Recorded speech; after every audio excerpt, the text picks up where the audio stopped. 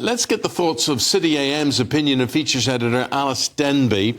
Alys, I'd like to start with you with the profound political question of why, what's his name? I keep forgetting his name on the surfboard. Davy. Ed Davy, that well-known.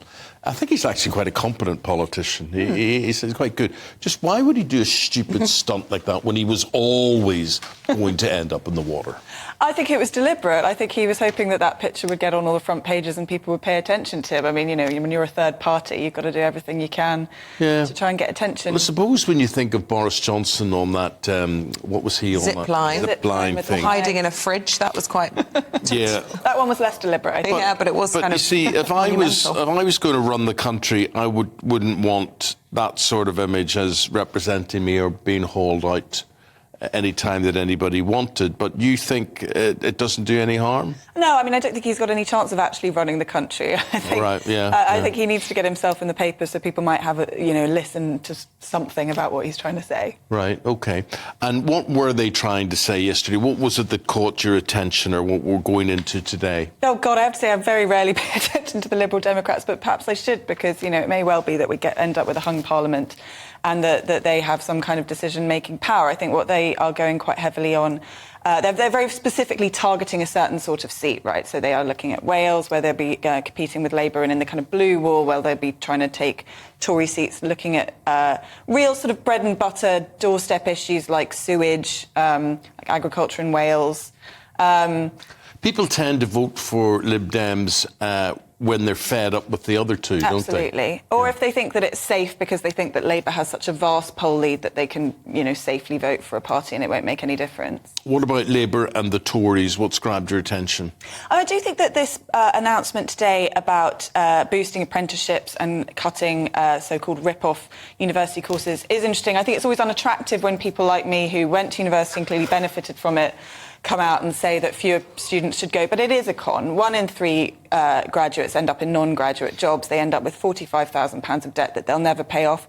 It costs the state billions in writing off the debt, and it costs the students themselves. I think it ends up a very frustrating experience if you've gone to university with the promise of getting a brilliant job and you find out that actually your degree is... Well, who's to blame for all of this? I would say that, Tony Blair's to blame because education.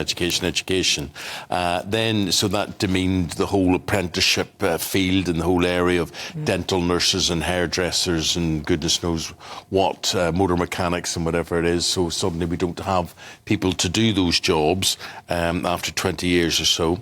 And then what should these universities be offering? I mean, they are great businesses because they're offering all these places to people from China and Russia and India and goodness knows where, from everywhere but the UK. But the people who keep this system intact are the employers who will slavishly simply follow someone's university degree as opposed to their ability. That's absolutely right. I mean, it's a whole sort of architecture that's designed to rip off students. It's employers, as you say, but it's also the system of tuition fees, which incentivises universities to expand as much as possible because they get the money from the government, the debt goes on to the students. So universities are encouraged to open up as many places as possible, and these places are not economically beneficial to either the country or to the individuals who do these degrees. So I think this is the right policy. I think it's an interesting one to announce during an election because an election at the same time as you're sort of telling young people that instead of university they need to go into the army. I'm not sure how much of a vote. Yeah, and I also think this idea that the government is in the position to decide what is good value for money or not is questionable. I mean, I don't want Rishi Sunak telling me whether or not my arts degree is going to equal good earnings. That's up to me. Maybe there'll be lots of creative people who don't care about earning a fortune like he clearly does. It's not necessarily the role of government to decide that, I don't think. But let's talk about Labour. Lots going on here. We've had the police clearing Angela Rayner. We know they've referred their information to HMRC. Labour are saying HMRC have said no further action, but we haven't heard that from HMRC themselves.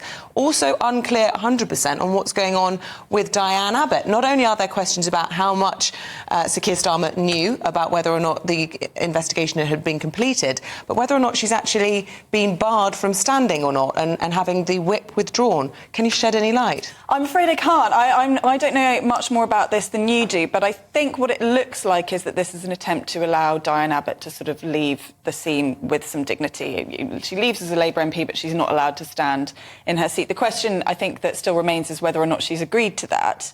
And I mean, this is a difficult one because I think that this Diane Abbott situation shows just how ruthless Keir Starmer has been in trying to change his party, right? So she had the whip withdrawn over this letter she wrote to the Observer claiming that Jewish people didn't experience racism in the same way as she did. It was a terrible thing to say, but equally, she was the first ever female black MP. She's a real substantial figure in the Labour Party, but she was associated with this Corbyn faction, and which Keir Starmer has ruthlessly purged from his party.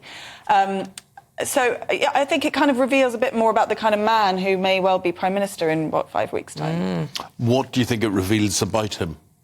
That he'll do anything to get the job, which actually is what you should do in politics, frankly. But it doesn't tell you much about what he believes and what his core values are. OK, interesting. Thank you very much, Alys. Yes, Alys, talk to us again later on.